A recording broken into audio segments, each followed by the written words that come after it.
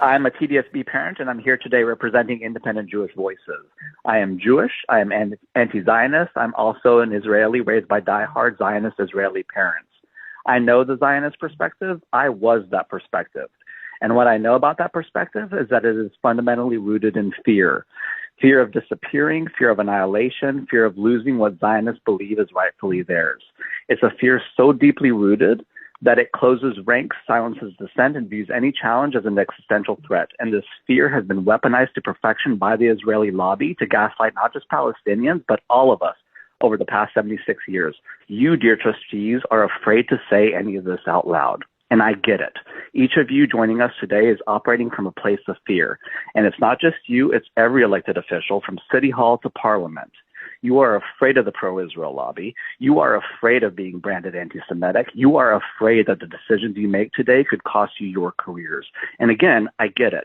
The lobby has spent decades creating this gaslit environment where any criticism of Israel is equated with hatred of Jews, where even acknowledging Palestinian humanity can end careers. So while your fear no doubt feels real, I need you to know that it pales in comparison to the fear faced by your youngest constituents every single day. The Palestinian students who live in fear of being punished for simply existing. Imagine being a kid in school navigating all the challenges of growing up and then being told that your very identity, who you are as a person, is unwelcome or dangerous. So your job today is to grab that fear by the throat and remind yourself why you're here. You were elected to protect all students, not just some. Don't let fear dictate your decisions today. Don't let political pressure crush your integrity or your conscience. Be bold. Stand up for justice, for humanity, and most importantly, for every single last student who looks to you for protection. Free Palestine. Free every square inch of Palestine from the Jordan River to the Mediterranean Sea. Greetings. My name is Jessa McLean. Welcome to Blueprints of Disruption, a podcast aimed at amplifying the work of the grassroots, sharing stories of resistance, and dismantling the status quo. Instead of our typical intro this week, you heard a delegation that was originally given to the Toronto District School Board here in Ontario. Not only does that clip help lay the groundwork for the next discussion with education workers, it does a great job of explaining how we got to this point. What point is that? Let's just say our public schools are not safe places for Palestinians or anyone expressing solidarity with Palestine. They're not safe places to call it the genocide or even the state of Israel. In a moment, you'll hear from educators themselves. You'll hear what they've learned from their own personal experiences with suppression, but also what they've learned from analyzing and amplifying the many delegations, like the one you just heard, that have been given to school boards across Ontario and surely across Canada. Evidence of anti-Palestinian racism, of erasure, isolation, silencing, discrimination, unfair reprisals, weaponized anti-Semitism, and more have been provided to school trustees over and over again. The vast majority of them refuse to act. Parent, teacher, and student activists have had to push them for every single inch. We previously had Toronto Palestinian families and Toronto Jewish families on to talk about their experience organizing and resisting within school communities. Now we're going to hear from education workers helping to further that work. Labor for Palestine, Ontario Education Workers United, compiled and issued a report in April 2025 titled School Delegations for Palestine. Their subtitle was taken from one of those delegations. It reads, "Mama, they simply cancel us. They don't care." We've called these folks into the studio to talk about that report, what they plan on doing with it, and why documenting all of these stories is so important to the fight for a free Palestine. Be sure to share the episode with a friend. You'll not just help boost the show, but also the work of these educators. There's also a ton of resources in the show notes, as always. The report we reference here, calls to action, ways to get in touch with us and our guests, and more on the topic at hand. That's it for housekeeping. Let's get to the discussion.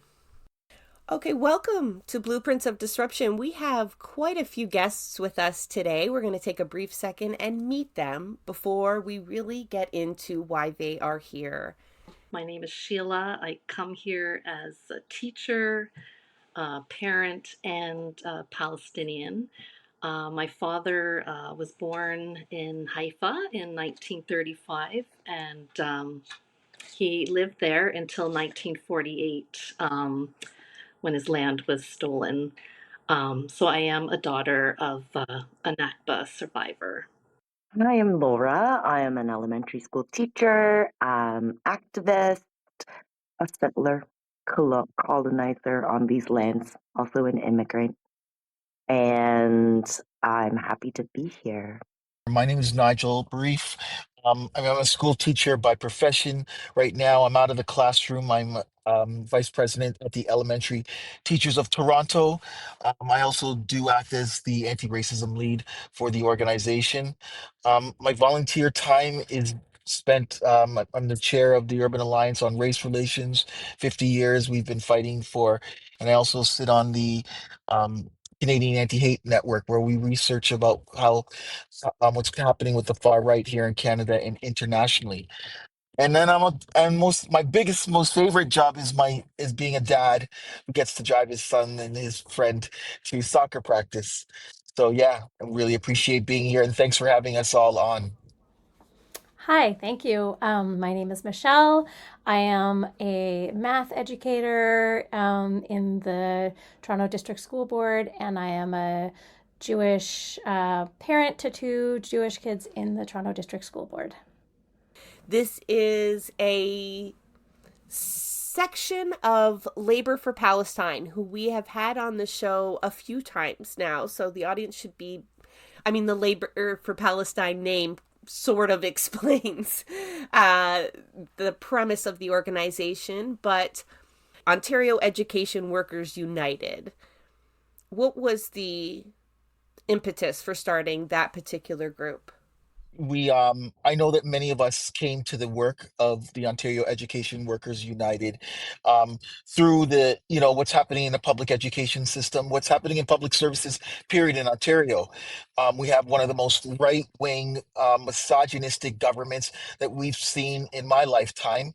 That has been crushing and underfunding public education, making it so challenging for school teachers and education workers just to come to work and do their job. And so a lot of the organizing that we did, in my opinion, kind of started around that. But then of course COVID hit, helping students and helping families respond to the COVID challenge, and everything that went on with the, the far right, and their convoy that they went across the country. So we found ourselves organizing against that. And then, the most horrible thing that I've seen in my own lifetime, and I think a lot of us really understand. I mean, we're school teachers, so when you look at things like the Ontario College of Teachers standards of practice, we have a fiduciary duty to care for students the same way that we would care for our own children. When you look at I'm a member of ETFO, the Elementary Teachers Federation of Ontario, and teacher unions have always fought against apartheid and injustice. And so I think it's just natural that there's many, school teachers, because of their conscience, understand that standing up for our Palestinian siblings is just part of what we do as school teachers. That's how I kind of saw the timeline, but I'm not sure what Michelle and Laura might say. Like the timeline has always been there for a lot of activists. Like we've always been kind of doing this work, I think, and now it's almost like for the last 2 years we've merged, like my equity circles kind of merged to try to figure out this big right wing thing that's kind of like landed on us, and then anti-Palestinian racism.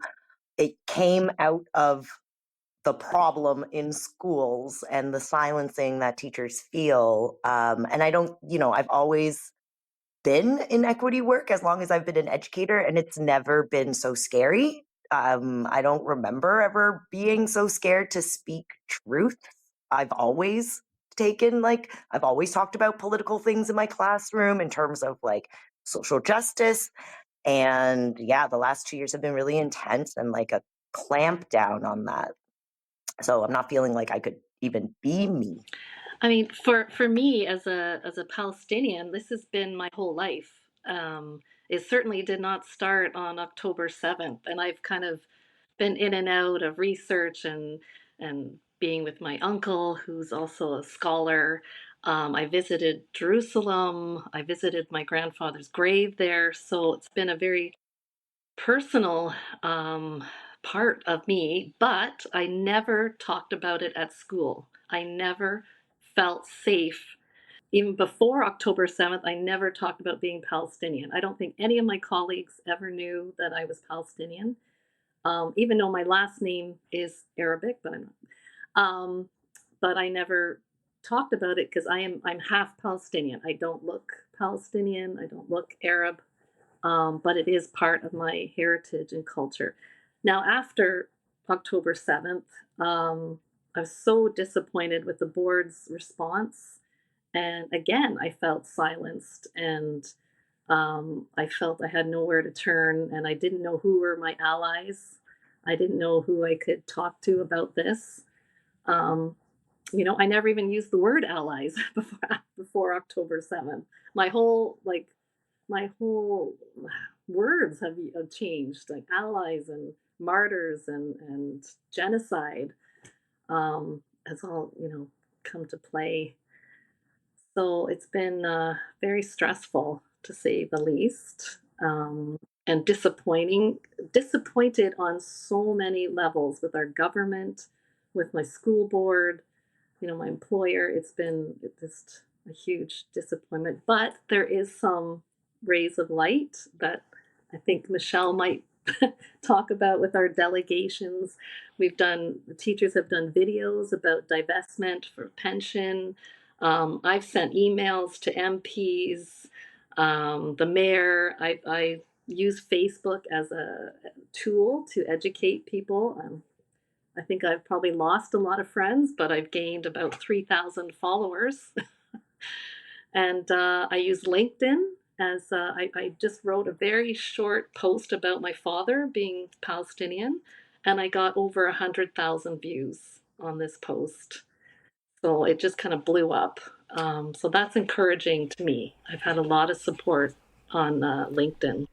One of the big reasons we drew you into the studio was another aspect of the work that you folks have been doing, and that is gathering data and experiences that are happening throughout the boards that you work with for. I'm not sure the correct language there, but you've also, Sheila just attested to the fact that she's never felt comfortable talking about her Palestinian heritage in that education system. So I guess what I'm looking for is, at what point did you realize there needed to be very specific board work? In the early days of like before we started having any sort of data, what we realized was that there was no data and that there's this big gap in examples of anti-Palestinian racism.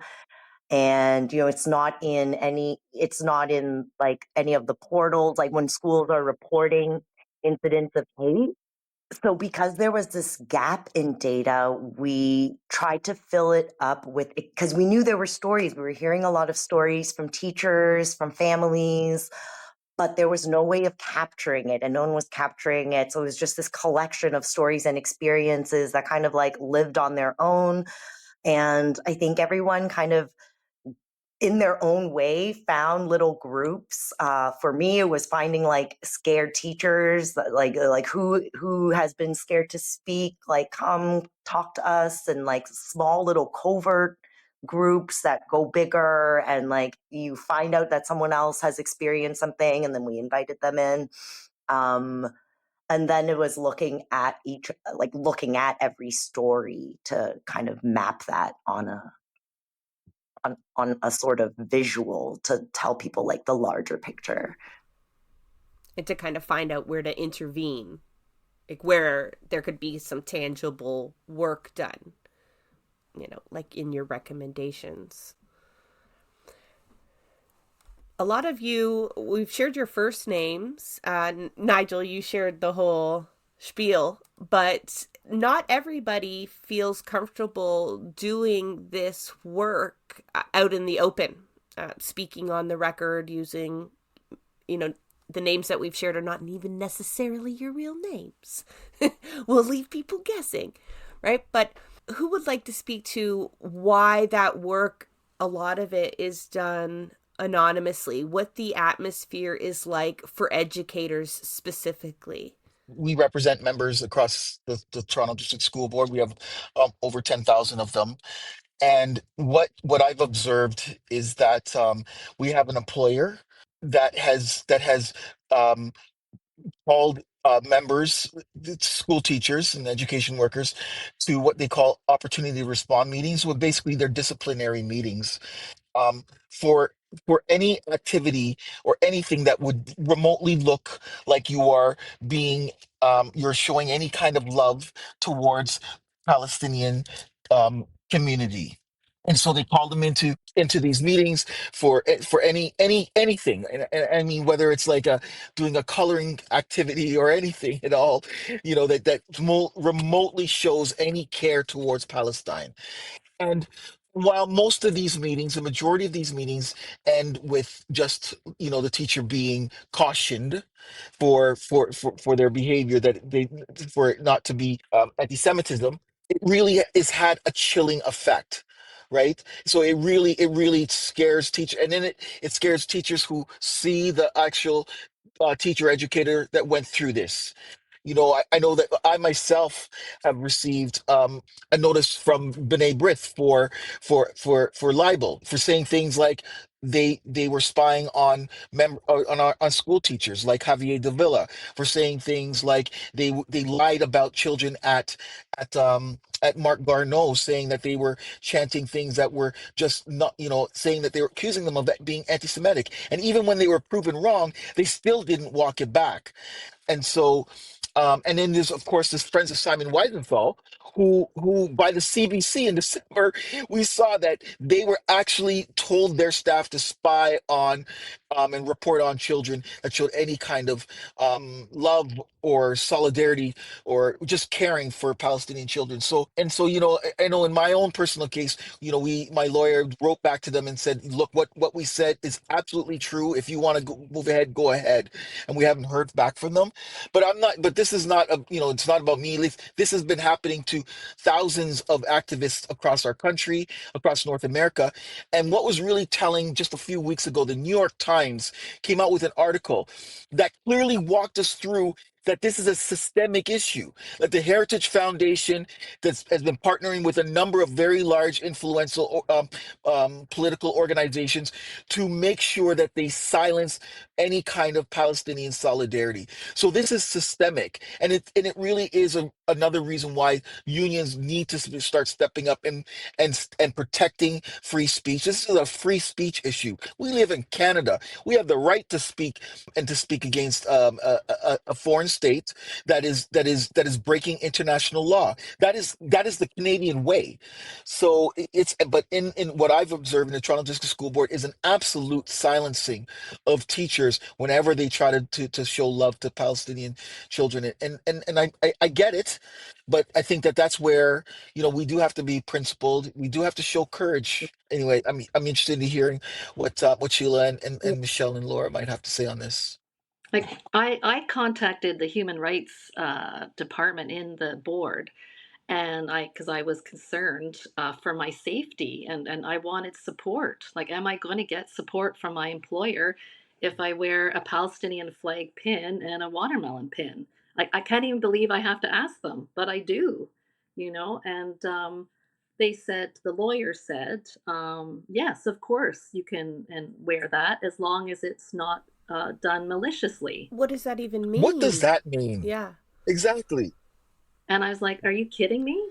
Like, that statement alone is like unbelievable. And then he said, also, he warned me, he said, please be careful what you post on social media. What's that mean? Exactly. And I didn't listen to him. I don't listen to him. I have actually posted every single day on Facebook. I don't know how 800 days now on Palestine every single day. I do not know why the board has not gone after me. And the only thing I can think of is I am Palestinian. That's the only thing that's saving me. Otherwise, the board they could have. You're daring them. I am. I was really daring them on LinkedIn. I use my full name on LinkedIn. I've had the director of education look at my some of my statements that I've made, and I can't believe I haven't been reprimanded. The only thing, it must be because I'm Palestinian. That would look really bad, wouldn't it? If you're It usually doesn't have an advantage, Sheila. Yeah, I So, know. I mean, like, soak it up, I guess. Yeah, that's the only. But can I ask a clarifying question? You folks both have referred to your employer. Do you mean the boards or the province? Toronto District School Board, The in same. our case. Sorry, Sheila. I'm even afraid to say the Toronto District School Board. That's how I'm afraid I am.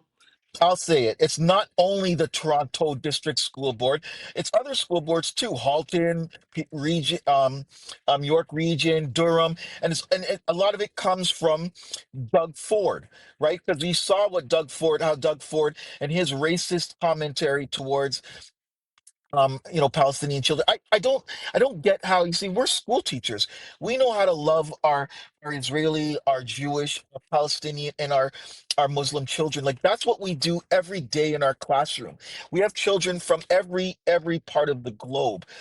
And we bring them into our classroom. We teach them. We give them a sense of belonging. We help them to like feel loved and feel safe. That's what we should be getting from our premier. That's what we should be getting from our prime minister. And I think that's what's missing. And then, of course, there's the orange guy down south. I just wanted to add that, I mean, I've been involved in activist equity justice work for my whole career, for over 20 years. And I feel like on every issue, this is sort of echoing something that Laura said earlier. On every issue, there's been kind of a unity of people who are progressive, who share values, who see things a certain way. Whether it's pushing for all gender washrooms or whether it's recognizing diversity. It has felt pretty much like people were all together, and I feel like this is the first time that I have seen that there is a really that there's a muddying of the waters where it's the people with power are presenting this ity as Jews versus Palestinians without recognizing the underlying patriarchy and colonialism and white supremacy that has created these two groups as marginalized groups in the first place. And it has created this rights conflict, I'm using air quotes anyway, this idea of a rights conflict, which is that anything that advances one group automatically disadvantages the other group. Consequently, people are really, really afraid of being smeared as anti-Semitic. So there's this concern that if you speak out about Palestinian rights or about genocide or Gaza, that you are inherently being critical of Jews and being anti-Semitic. And this is not an accident. This conflation of anti-Semitism with anti-Zionism or anti-Israel sentiments has been manufactured. And so now, if as a school teacher, I have a student who wants to talk about their experience in the Nakba, I feel like, oh, wait a minute, you can't say that, that's anti-Semitic, which is false. As Nigel said, criticism of a country is fine. Our Ontario Human Rights Code is extremely clear that is not, it's not problematic unless I say all Jews are represented by this state and this state is doing bad things. That's not okay. But if I'm saying I disagree with the policies of this country or that country, that's not anti-Semitic. And I think the main problem is because this conflation has been so effective, people don't know what is okay to say and what is not okay to say. So that's why, in response to your original question, why are people scared? People are scared because they are worried that if they say something, they will be portrayed as anti-Semitic, and that's like the worst, whatever. Anyway, thank you. On that point, I have been called anti-Semitic, and it's almost meaningless now. Like I think I find it's being used so often that to me the impact of it, the gravitas of it, is not there anymore. For me personally, it's been hard because, when I talk to other people who I've been organizing with, we worry about, a lot of us have been quietly doing a lot of equity work, not just around Palestinian racism, but around Black racism, affirming Muslim identities, like a whole lot of other stuff that we're worried that, if someone tries to stop my work, or if someone tells me, or if someone accuses me of being anti-Semitic, I could be sacrificing the other work that I'm doing. Like, it could really impact the groups that I'm in. It could bring attention to others, and I have to be so careful of that. It feels like it's higher stakes. And for someone like me, like, I'm super sensitive. So if someone is telling me you're not making me feel safe, like, I start doubting myself, right? If there's parents, if there's certain groups of people saying, like, I no longer feel safe at school, like, that really, like, that scares me, that makes me worried. Like, I'm worried that I'm doing the wrong thing, or that I'm hurting someone's feelings. And then all of those things just make it, like Michelle said, like, there's all these conflations that are happening, and then so many layers. On top of the equity work, I mean, your teachers, Nigel just explained how the passion behind teaching, and that I think most people think of when they think of teachers. And we've seen teachers removed from their positions, whether it be temporary or not, right? Like, actual, not just called into a meeting, but taken from the work that they love, just as you described. I wonder, the conflation, I think the audience understands, right? We've talked a lot about why it's not anti-Semitic to support a free Palestine, but the some of the examples that you give, the delegations that were collected and analyzed and categorized, some of them were kind of not expected. I mean, in this atmosphere and who we're talking to, the audience is likely going to expect that, but you talked about the isolation, and alienation is another category that you folks use. To me, that was a little less obvious. Can you explain the examples that you're finding within the boards where, just for the audience, maybe they're not going to read the report. You should. But, folks are told they can't wear Palestinian colors or pins, or their work is extra scrutinized. One example was, I think, some sort of art presentation, and they needed to get everything approved only because it was talking about Palestine. So the silencing, we can see reprisals you've talked about, weaponizing anti-Semitism. But again, going back to what does the alienation and the isolation look like in this respect? Well, for me, it's the silence. I called it the silence in the hallways. Like, I didn't see any bake sales for Palestine in the schools. But, previous years I saw lots of bake sales for Ukraine. I saw the Ukraine flag being flown in front of one of the schools I was at. And but when it comes to Palestine, there's nothing, at least in the schools that I've been at. And some people call me brave, and I always say to myself, well, I trick my brain into thinking I'm from Ukraine. And if they can speak up, then I can speak up. Like, there should be no reason why I can't speak up because I'm Palestinian. So I just pretend that the world accepts me, and then that's how I speak up and use my voice as much as I can. That's really sad. I know.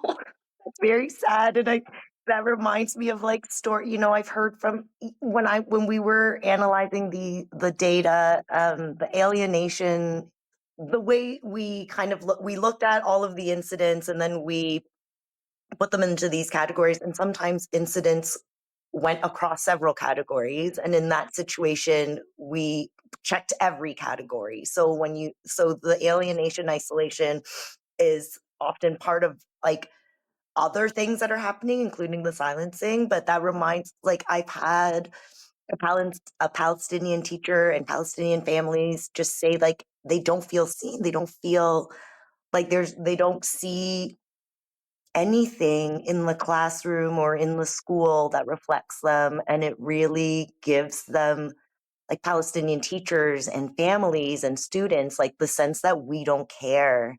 The first time I met with Toronto Palestinian families, I was bawling because the stories are so sad, and you realize like I'm a teacher in one of your kids' schools. Like your kids are my kids. I can't believe that they feel so alone and isolated, that they don't have a teacher even that they feel safe talking to about what's going on.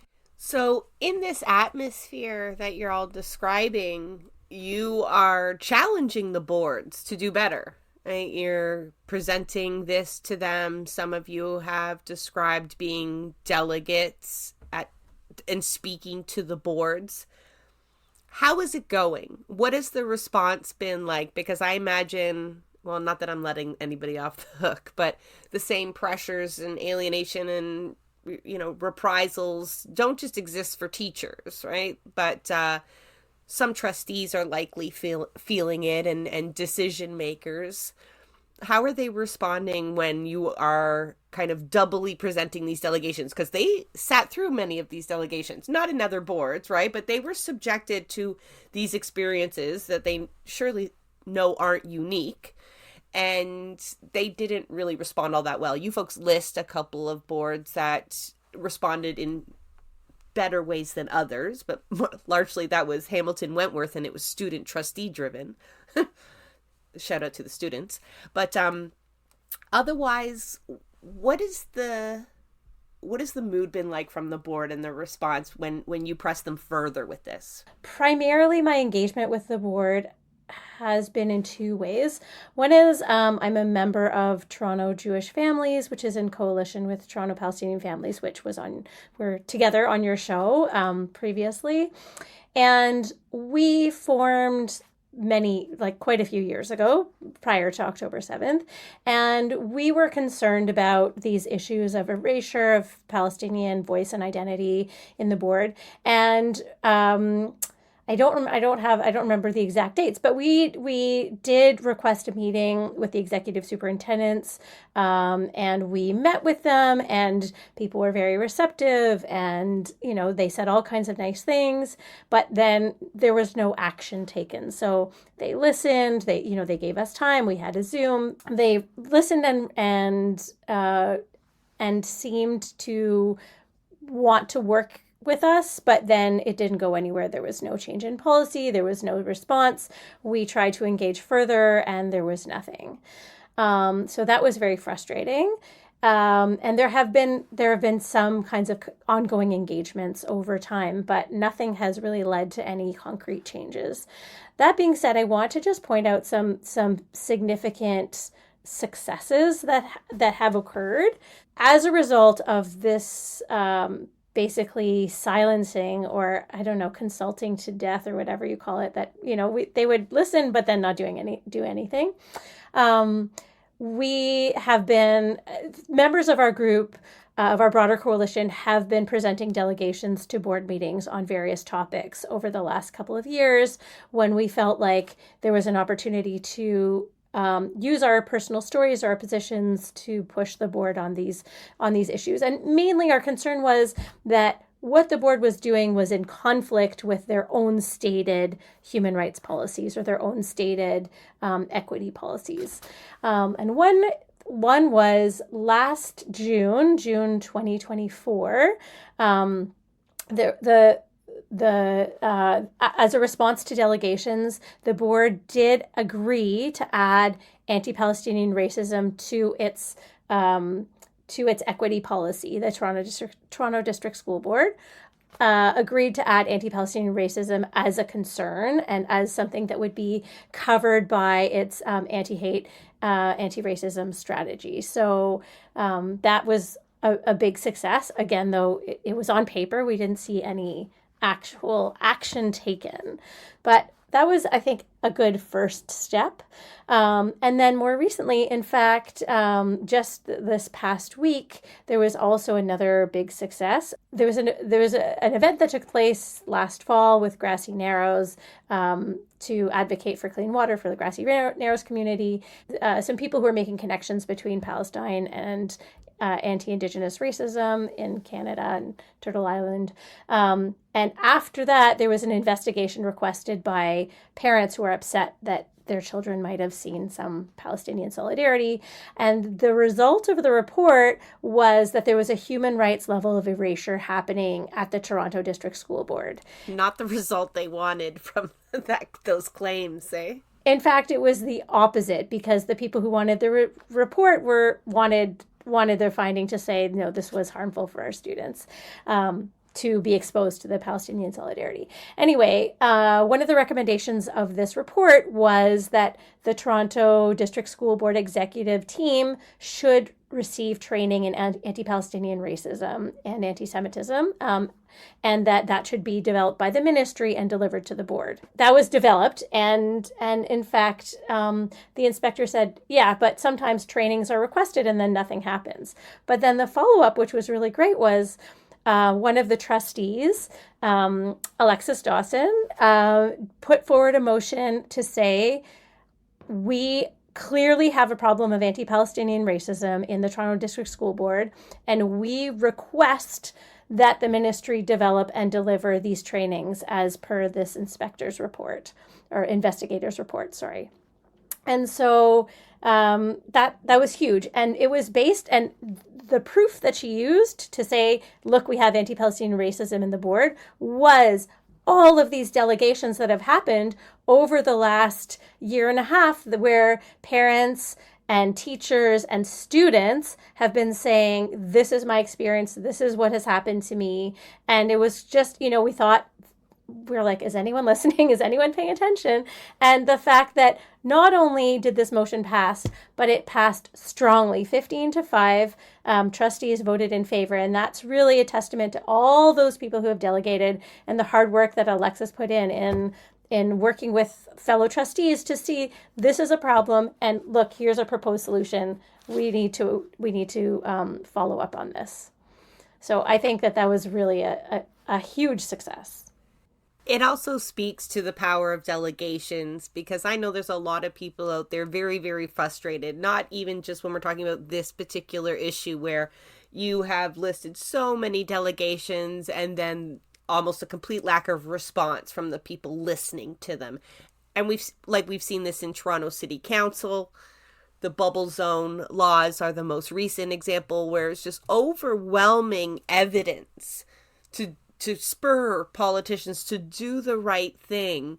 But we're seeing organizations like yourself having to do that whole extra legwork, but adding more value to these delegations, getting them more airtime, more exposure, and gathering them as the necessary documents, evidence, right? So that for all sorts of reasons, you've given many examples now of how these delegations have been used, because there's not a lot of avenues for people to be heard, right? These situations, board meetings, council meetings, regional meetings, are the very few opportunities where the public can be on record, right? Like, I don't think you would have been able to gather testimonials and carry the same weight as if they were kind of public delegations.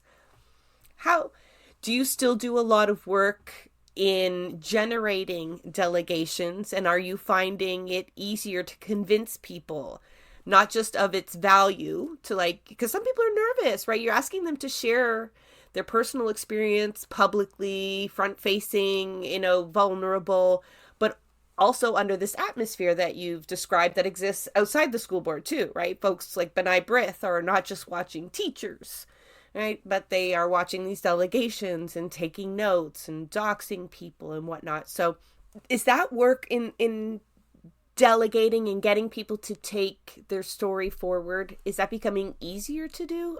Are we making space for that? I think we do make space for that. I think every time there's a board meeting, there's a group of us that are like, okay, delegations are happening, and we try to rally people. There's a lot of people who are, I think every time there might be like a few new people, and there's a lot of people that are just like, I've never done this before. How do I do this? It's been like helping people fill forms, reading through delegations, and like offering that support, making sure people aren't going alone. It's quite organized. And I think TPF and TJF have like really gotten the community to come out and like have made it easy and accessible for community to participate, and empowering the community that they have a voice and that they could use it. When we were analyzing the delegations, and I don't know if anyone here realizes this, but when we were analyzing the delegations, we only analyzed our own delegations. We analyzed ally delegations. We didn't analyze the other side's delegations. So what you're seeing are like an underreported amount of all of these, erasure and silencing. Like those are firsthand accounts. If we did this again, like if we included all of the delegations, like, because some of the antagonistic delegations have definitely, been very, very harmful to families and to people who are kind of like listening. And they definitely have examples of erasure, alienation, racism in them. I can understand why you wouldn't want to regurgitate some of the delegations that were just, perpetuating the same anti-Palestinian racism that you're trying, although they do provide evidence, like, you see, do you see what our students are hearing? Do you see what our teachers are exposed to? Palestinian families have to, like, listen to them. But yeah, there's voices that we really need to lift up.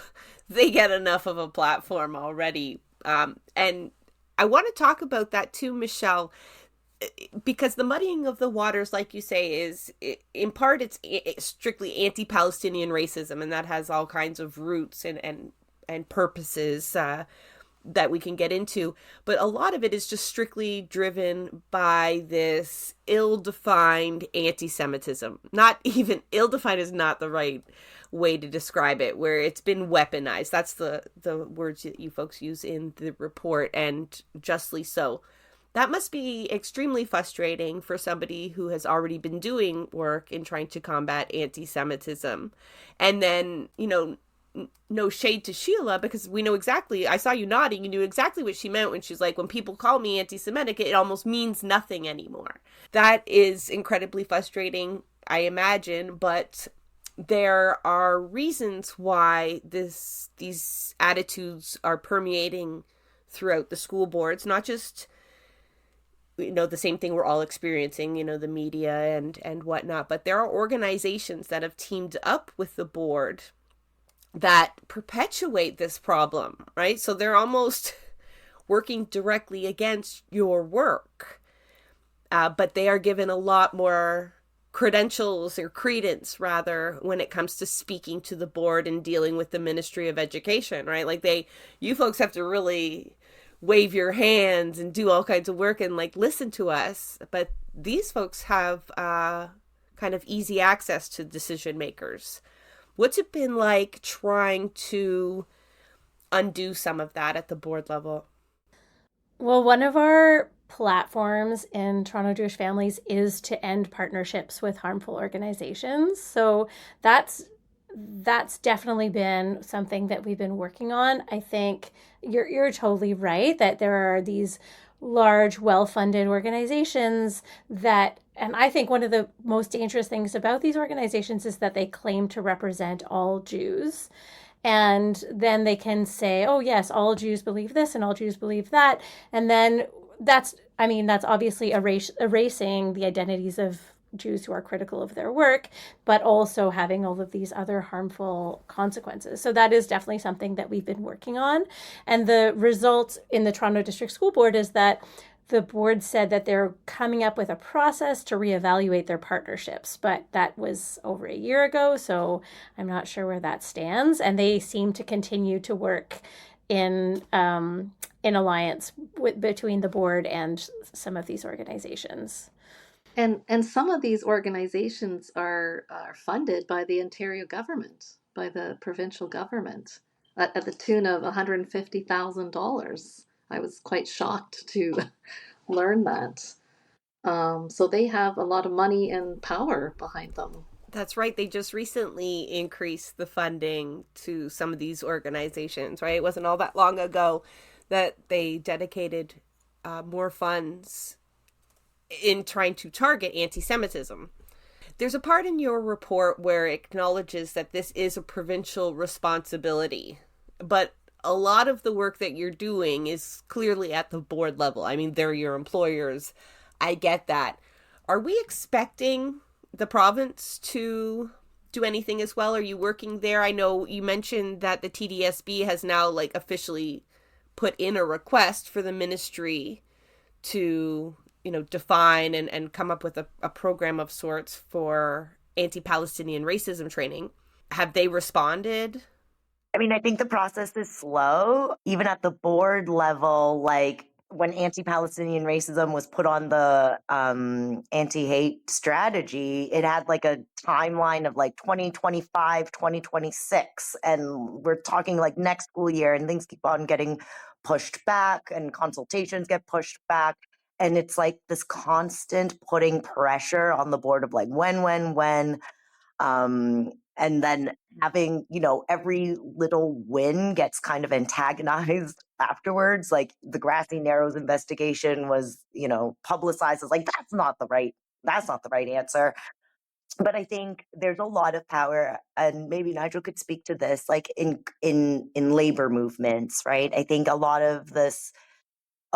of work can be done through our unions, and that's like another avenue of trying to get to that unity. Laura, I mean, I agree with you that it's the responsibility actually of trade unions and certainly of teacher unions and education unions to be fighting for in support of international law. I think, you know, we right now, even within our own union or this union, we're having a struggle, right? Like to for that identity. While I know that there are many activists and many school teachers who like are, you know, don't agree with the genocide that we see happening right in real time, they have been terrified to say anything out loud. But yet we have other school teachers who are denying this genocide that is happening, and it seems that their voices are the ones that are so loud, and that people are more afraid of. So it really is going to, like, we're at a watershed moment in our country, you know, and I think our union is reflective of the general society, right? Where are people going to land? And you know, your heart knows that it's wrong, and that we as school teachers, we can love all children regardless of what their background is. But I don't know, like, as I stand here with you in this meeting right at this moment, I am extremely concerned whether or not we'll have the majority of our members that are going to have the courage to stand on the right side of history. It is a story that's being written. Well, I just thinking about, I've seen Nigel being personally attacked on Facebook, right, Nigel? Like during some of the discussions, by one particular teacher has messaged him over 100 times. And then I stepped in and supported Nigel. And I think I made a difference in that conversation. Um, I was I was scared, but I couldn't just let that happen. So yeah. It was very brave of you, and thank you. Glad. In response also to the question about the provincial level, I think we've seen several courageous MPPs take a stand on this issue, and they had consequences for their solidarity. And I think the same challenges that we face in our board are a microcosm of what is happening provincially and also obviously beyond. That people in leadership positions at the provincial level are worried about being smeared as anti-Semitic as well. I'm slightly frustrated at hearing unionized workers having to do all of this kind of unofficially. We say, like, Labor for Palestine, for folks who didn't hear that episode, I will link that, as well as with the Toronto families, Jewish and Palestinian families. But it's more rank and file. Like, it's not, you use a big L, but as when it comes to union leadership or the official positions of the education unions, other unions are, having the same issues, but we're here talking about education right now. There doesn't seem to be a lot of leadership when it comes to this. And same microcosm. We saw Fred Hahn get completely blasted and isolated, and everyone knows I will link the episode on that as well, in case people are like, what are you talking about? I don't know, maybe they're from Saskatchewan or something, but they don't know what we're talking about. But, I think they can imagine that the same, but I think we expect more of the folks that are voted to lead, right? So I can understand a teacher, especially if they don't feel like they're being backed up.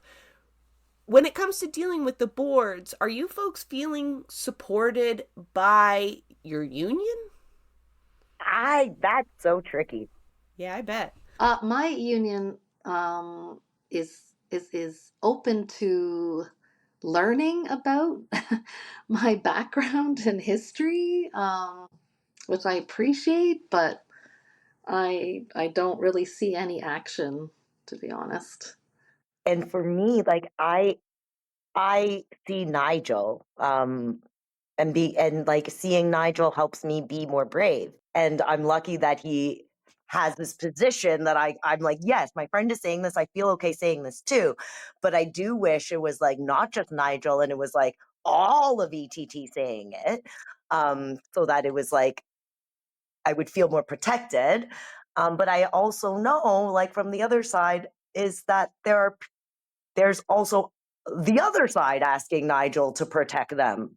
Like there's like, the union has to protect everybody. And like because they have to protect everybody, it makes me a little worried, right? It makes me mad sometimes. I'm like, why do you guys have to protect racists? Like I don't understand. Like can't we just fire them?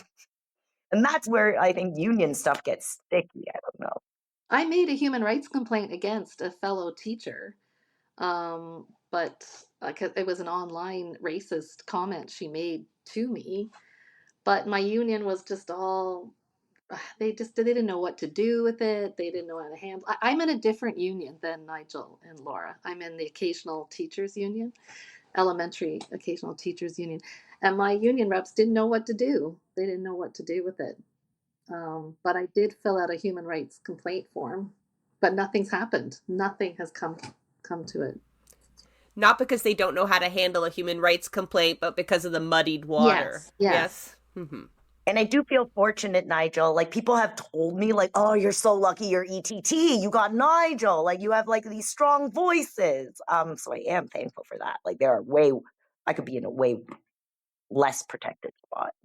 I mean, don't forget, we're a democratic organization. So union leaders are making a calculation, and no different from what these MPs and MPPs make, right? And so the easiest thing for a union leader to do is to like not say anything at all, You're not. right? And then well, I mean, I think there are leaders. I mean, there are people in these positions.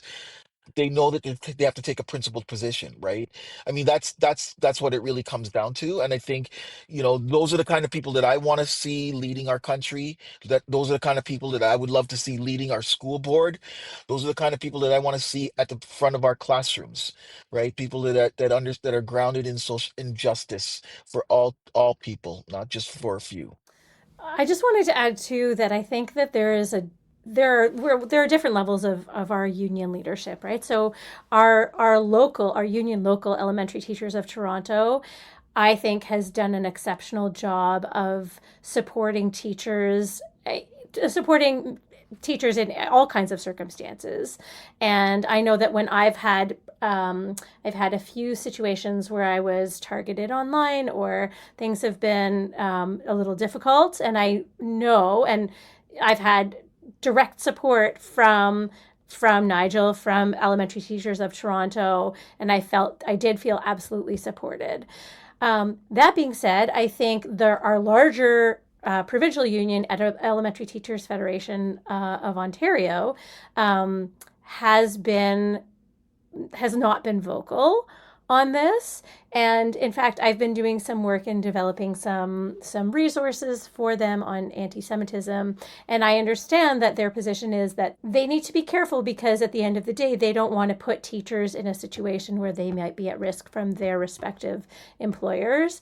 And so they have to kind of follow the lead of the boards, whereas I think the Elementary Teachers of Toronto has taken on that leadership position. So I think it depends on the level that we're talking. No wonder that answer was tricky. I forgot forgot Nigel was here. That's okay. No, but everyone answered that so not diplomatically, but Yeah, you're right. Your experience is not that of, everybody in the various school boards across. How many school boards do we have in Ontario? You must know. I think there's like 80, 81 or What? there's a lot of them. That's so much work because I'm thinking, some of these trustees, we got to replace them. You need motions that are obviously brought forward, and it's not good enough to just have some trustees that are like willing to take a meeting with you and listen with a sympathetic ear and maybe give a donation anonymously, or, maybe locals are doing that too. It's like we need folks up there that are going to be so vocal and have got, nothing to lose in that regard, or don't, they understand that it's worth it. Do you ever talk about intervening in these elections? I mean, not manipulation, but just encouraging more folks to look at school board elections, trustee elections that happen at the same time as our municipal elections, in case people don't know, because it's not much we talk about, right? We want to know who the mayor is going to be, maybe councillor. I mean, in the rural area, nobody even votes for that. It's like really low engagement. But wow, the impact of who sits on those boards is immense, right? Especially when you can't trust the ministry to do anything, or you at least need advocates against the ministry, which you shouldn't, but let's be real, right? So is that ever part of your discussion, or? I mean, no, it's not. I mean, we go through an endorsement process at all, for our local, like it's MPPs and trustees that are the main kind of decision makers. So we actually actively try to support what we feel are progressive trustees and MPPs. What there has been a complete trend from the right to run candidates that are supportive of a hard right wing agenda, both fiscally and socially conservative, and so you're seeing that happen in many school boards, and it's something that, like I said, I mean, it is part of the whole thing that's happening with this hard shift that we see in the right. Is, like, where fascism is something that's actually real, like it could happen tomorrow. Like we just missed it here in Canada. Like I'm raising a 9 year old, and I can't believe that I'm so terrified about the world that he's going to inhabit, because like we're seeing fascism in real time happening around the globe. Yeah, we did see the right mobilize around the boards a little bit stronger and sooner than I think the broader kind of public understood the value of that move, or the long-term implications. Perhaps they didn't give a shit about trans kids in school, enough to mobilize against that issue, but it's just one thing after another where people are coming in here and explaining, the impacts that school boards have in Ontario. I know it's not the same in every province. So, but is there anything you folks would like to share about either the report process or your own experience before we sign off. As a Jewish educator in the Toronto District School Board, I'm a member of the Jewish Heritage Committee, which purports to represent Jewish staff broadly. And I guess this was a response to your question about the isolation or how we feel responded to by the board. So I just wanted to raise this concern, which is that really the Jewish Heritage Committee should represent Jewish staff in their diversity. And unfortunately, what we continue to see is that the Jewish Heritage Committee represents Jewish staff as being monolithic, as holding one position on Israel, and it's very frustrating as a Jewish educator to see this group so harmfully misrepresent me and my perspective. And I think the effect is that it makes many people feel unsafe, because there have been posts online about solidarity with Israel and on behalf of the Jewish Heritage Committee, and it feels very frustrating. I think the union is one of the ways that our voice is represented, but the Heritage Committees are another, and so to feel so ignored and silenced by our Jewish Heritage Committee is just an example of the lack of acknowledgement of diversity within at least within that portion of the Toronto District School Board. Because the delegations were quite diverse. You reported that, of those who identified what their, religion or culture was, there was an equal number of people who identified as Palestinian as there was Jewish speaking to anti-Palestinian racism. Yes, there are many Jewish opinions on both sides or on multiple sides, and the perspective of the Jewish Heritage Committee and the Jewish representation in the higher levels of the board is that we are a fringe minority, which we've heard in many different contexts, but that our position is ignorable because there are so few of us. So it's it's truly ironic that we are represented in the delegation not as a fringe minority, but that's how we're characterized. Something that I've been struggling with is the fact that the board doesn't recognize the Nakba Day. And I just feel like it's the least they could do. They at least give us one day. One day. They have all these other special interest days. They have, the Greek month. They have Black History Month. Like, can they not just give us one day? And I know I called the equity department and they said there's a moratorium on special days. And I just feel we're always, I feel like we're always coming against a brick wall. And I hope that in the near future that we can have the one day, the Nakba Day. And a friend of mine is a social worker at a middle school, and she asked the principal if she could talk about Nakba Day, and the principal said, no, I'm not going to allow you to talk about it. And I thought, ooh, that's interesting. Well, isn't the board pride themselves on inclusion? But, I guess it's inclusion for some and not for everyone. They're so bold when it comes to that kind of exclusion, right? Like usually people try to couch their racism or their discrimination in like bureaucratic things, like no new holidays. So come on, give me that, right? Other than just being like, nope, sorry, you can't talk about that. We reserve the right to talk about one genocide and one genocide only. How enraging too in Toronto for them to mark Israeli Independence Day rather than Nakba Day. The battles we have in front of us. But Laura and Nigel, any parting gifts of wisdom or things you didn't get to say while we were talking?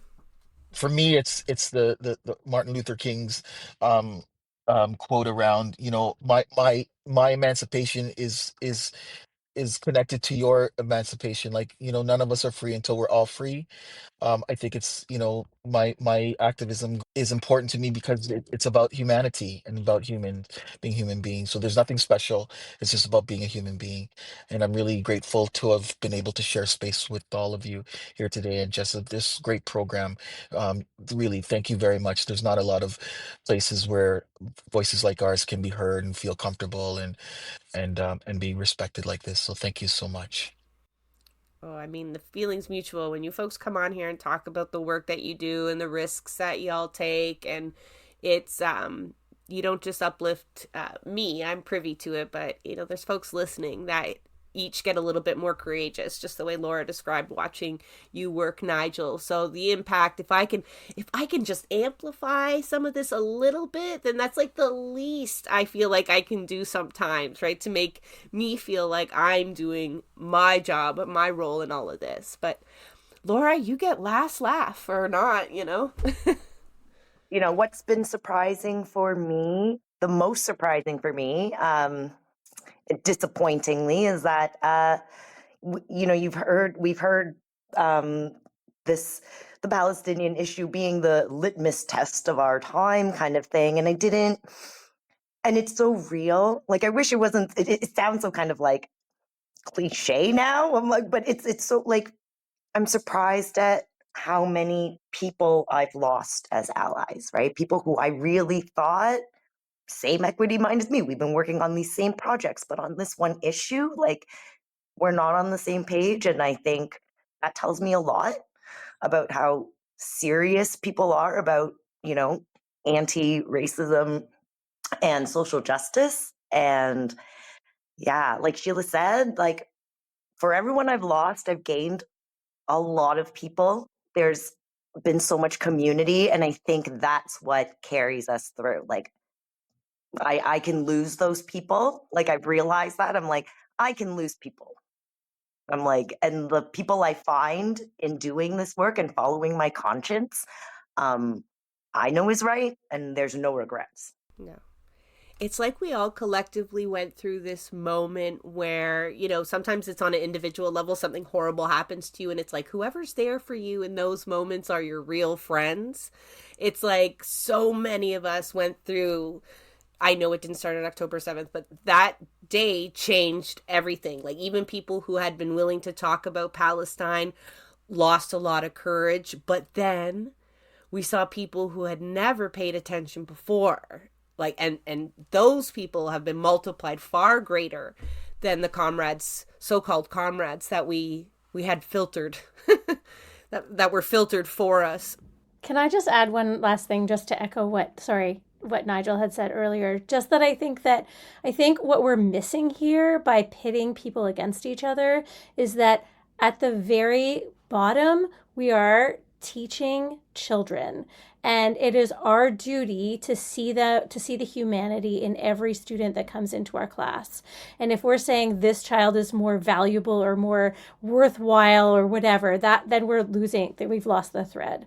But really, at the end of the day, how can we uplift the humanity of every child that walks into our class and allow them to fully be their own full self? That's our role. That's what we're hired for. And if we're not doing that, then I think we're not doing what we're supposed to be doing. Beautifully said. Well, I mean, I think you folks are doing what you're supposed to be doing. So I very much appreciate that. Labor for Palestine, education workers, you folks have been on the front lines more than once. We are often looking to education workers to fix a lot of our problems, don't we? That's because you've got the future in your hands. It's not my fault. A lot of pressure on you folks to do the right thing, and I'm very glad a lot of you have answered the call. I know that you're not representative of the whole. You have so many more comrades that we couldn't fit into the studio, but it's good to see that work is being done and you're making progress, right? Even if it's baby steps. Thank you so much for joining us. Thank you. Thank you. Thank you. Thanks for this opportunity. Yes. That is a wrap on another episode of Blueprints of Disruption. Thank you for joining us.